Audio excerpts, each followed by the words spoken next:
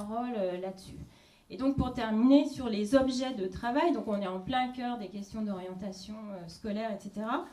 Sans qu'on définisse, hein, comme je l'ai dit préalablement, les objets de travail, les enseignants, il n'y a pas que des enseignants, en général dans les groupes, il y a des CPE, assistants sociaux, etc.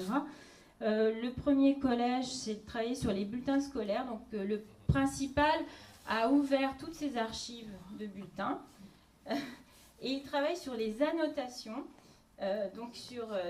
portées sur les bulletins avec les notes aussi, pour voir s'il n'y a pas des différences de traitement selon l'origine et le sexe des élèves.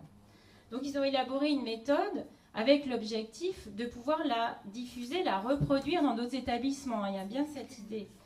Le deuxième collège veut travailler sur le lien entre l'histoire de l'établissement et les pratiques actuelles. C'est-à-dire que c'est un établissement qui vient d'une opération de mixité urbaine où on a réuni dans un même établissement deux populations qui étaient auparavant dans des collèges différents, un collège plutôt bourgeois, entre guillemets, un collège très populaire.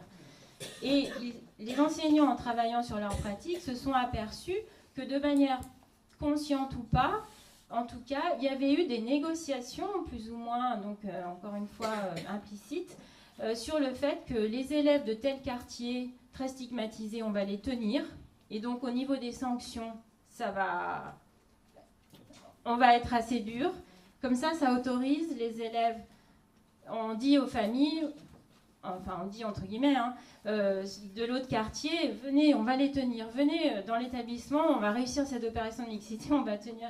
Donc les enseignants, enfin le groupe de travail, réfléchit et va faire expérimente, donc analyse les commissions sanctions et établit un protocole d'observation de ces commissions pour voir s'il n'y a pas de la discrimination, pareil, liée à l'origine, mais aussi au sexe, etc.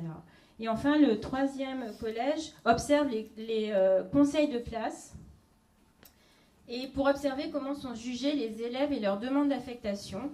Il envisage de travailler sur l'affectation au regard des notes en fin de seconde, parce que là, pardon, c'est le lycée, il y a également un lycée.